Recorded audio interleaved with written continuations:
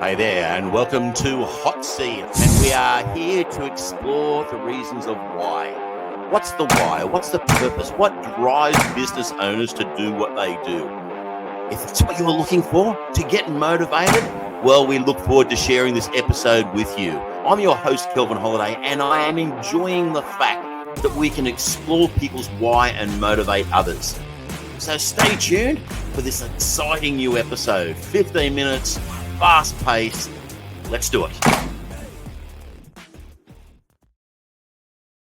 Hey there, folks, and welcome to another Hot Seat. And today we've got a guru in the area of cybersecurity, that space that really we all need to think about. But we're going to find out what makes up a cybersecurity expert. Andrew, come on into the hot seat, buddy. Thank you for having me, Kel.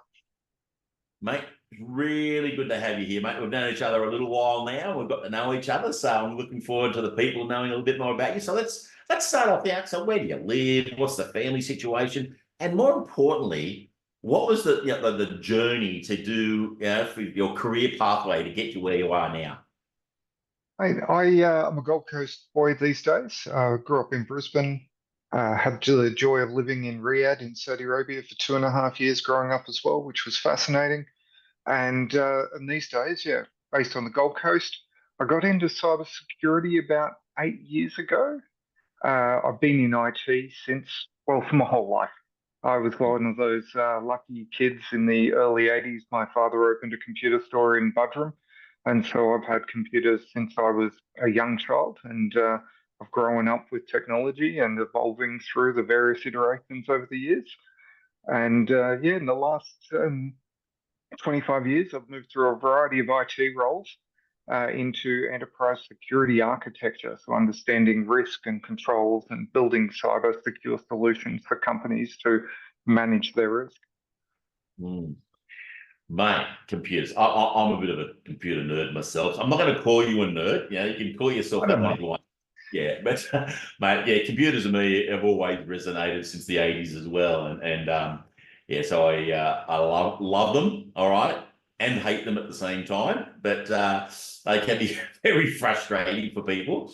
So I can imagine, like in your space, I've got to know you a little bit, and you're a pretty cool sort of dude. Obviously you like the analytical side of things of computers, but mate.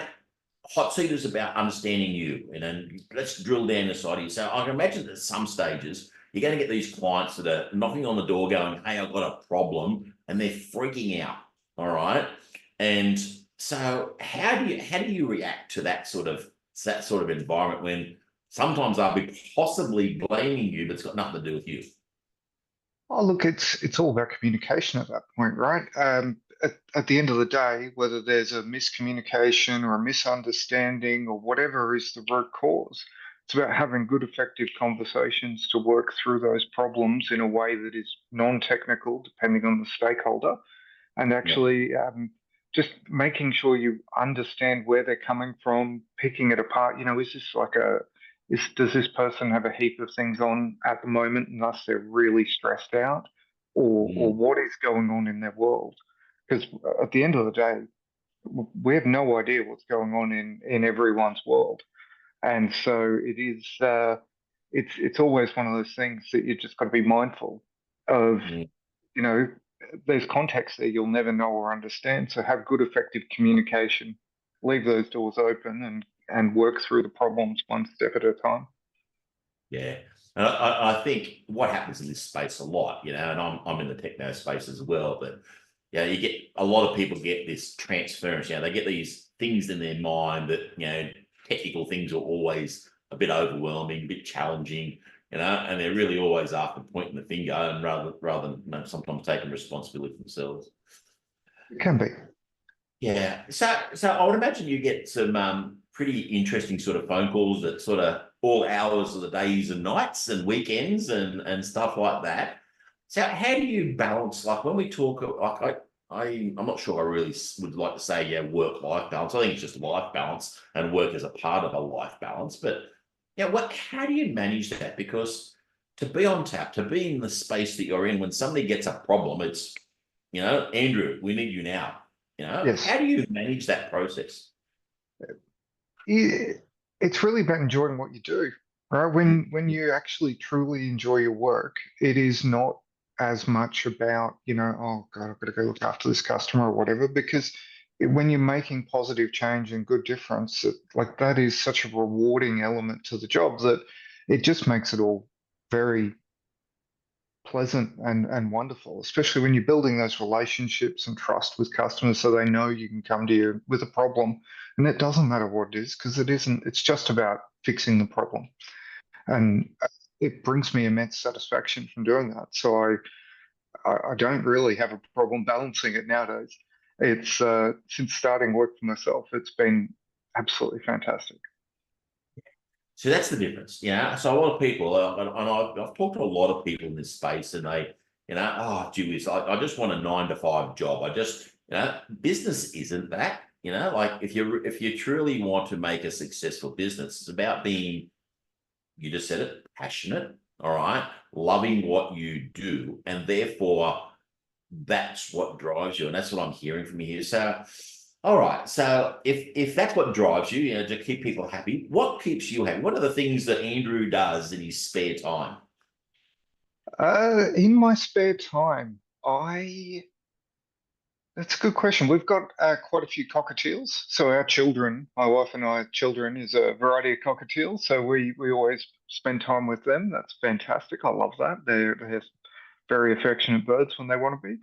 Mhm. I also I've gotten out of some of my habits like bushwalking and stuff because wifey's had some health concerns, but I'm really looking forward to getting back into that, especially as we start to move out of winter into spring, which will be a great time to get out, and especially southeast Queensland. It's a beautiful climate here for spending time outdoors. Yeah, good, good, good. Yeah, and I was actually just talking to somebody just the other day, and that idea, like we get stressed, we get whatever, and just going out for a walk and bushwalking is such is one of those things that a lot of people say, "Oh, I just like to get out in the bush and have a bit of a relaxing time." So when you're out in the bush, I'd say you're out there tracking around, you've got your family with you, etc. So yeah, you go camping as well, or you just like the walk and trekking, or Yeah, I just like getting out into nature and disconnecting for a few hours. It is very therapeutic. mm, We moved out of a unit in the middle of the city, out into a mm, more of a rural, like it's still in the suburbs, right? But we're surrounded by green spaces, and we've just found that change so fantastic for us. And those bushwalks just keep building on that, and I think it's improved our health and lifestyle completely. yeah, cool. So 9 months you've been in this new business. You've Yes. moved from a career pathway to now you're a business owner.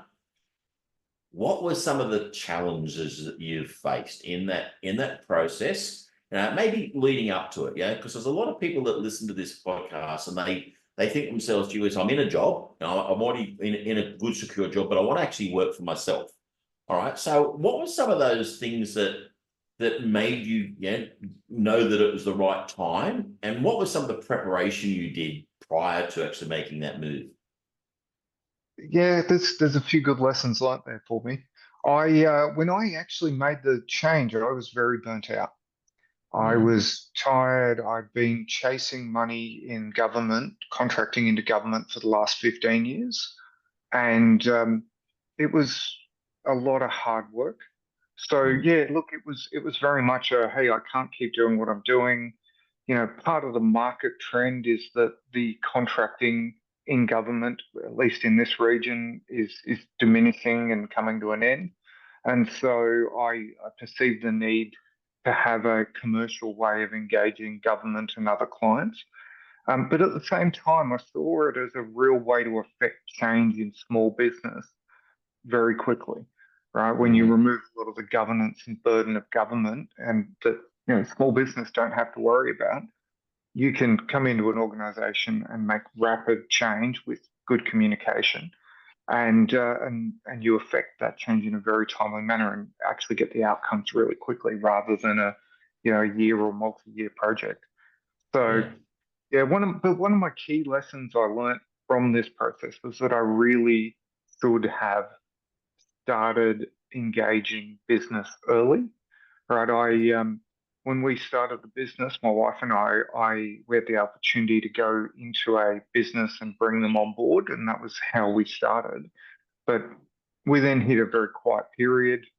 Tough, but it was also good because I had plenty of time to get over burnout and actually find my passion and development, which is great, right? So yeah, look, that if anyone is ever thinking about starting a small business, the sooner you start building a presence, building a brand, and engaging, the better for you. Because it's been a rough 9 months. It's been a hell of a change for us. Yeah. And that's the same thing with most things. Like if you're going to do anything, there's preparation time, you know, and quite often, yeah, and I'm glad that it's absolutely static that's worked out for you, but you're the right sort of personality to make it work, you know. But sometimes, you know, you've gone through that burnout, you're just in that place where you're going, I've had enough. And sometimes that can be a little bit of a challenging position to be in because you then make the move without really thinking it through. That's what I'm really hearing from you. And so now you're there, you go, oh, gee whiz, wish I'd done that. You know, wish I'd started to build the brand and contacts and everything earlier rather than just going, oh, I've had enough, I can't do it anymore and move on. Is that what I'm hearing? That is very much a key lesson learned for me. I'd never, well, the wife and I'd run a business before. We'd never really, that was more of a product development exercise. And so it never ended up getting the outcomes we wanted, right? So Mm, it never engaged people. It never grew. It was more of an R&D and then park it and close it down.